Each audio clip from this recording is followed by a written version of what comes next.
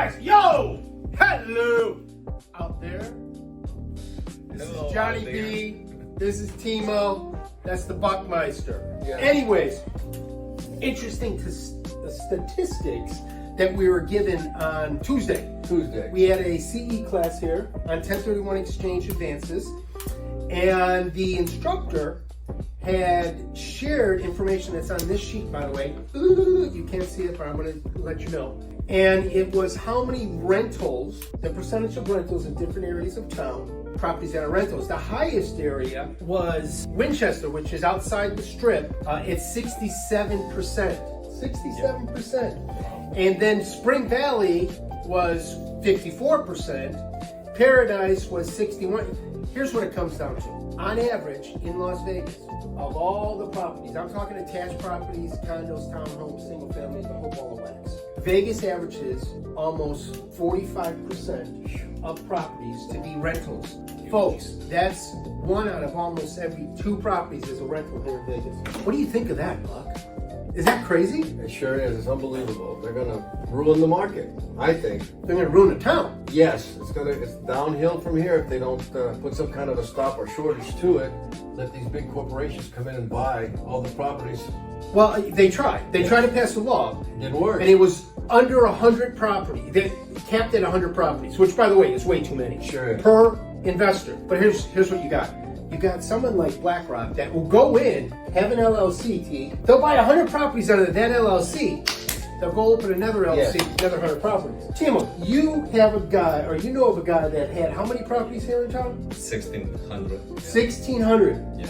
What's going on with his properties right now? I know that they've been foreclosed one by one.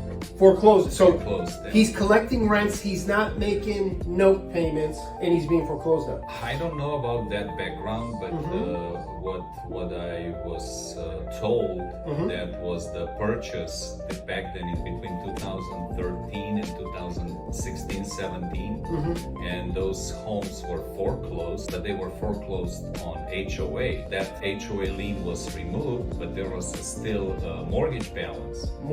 I don't know. I believe that mortgage balance was not satisfied at that time.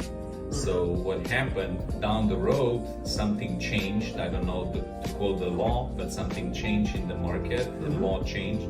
Now it's going one by one into foreclosure. Yeah, and here's the thing. When you have a property that is foreclosed, you know, appraisers used to not be able to use distressed properties for comps. They didn't. But when the market crashed in 08, the underwriters said, hey, appraisers, you can use distressed sales right now. You can use divorces, you can use foreclosures, you can use distress sales.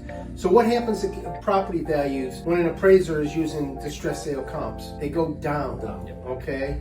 It's no surprise that Vegas has become a declining market. And a lot of that has to do with what Timo had said. And also what we're reading. When you got almost 45% of the housing market in a particular metro area that are rentals, you're going to have declining markets, period. He also stated that the average investor holds a home between 3 and 4 years, and then they turn it over. Well, if they own it for 3 to 4 years and the tenant's in there for 3 or 4 years and the tenant doesn't take care of the home, which typically happens, he's not going to sell it at a retail value. He's going to sell it typically at a retail minus or wholesale value.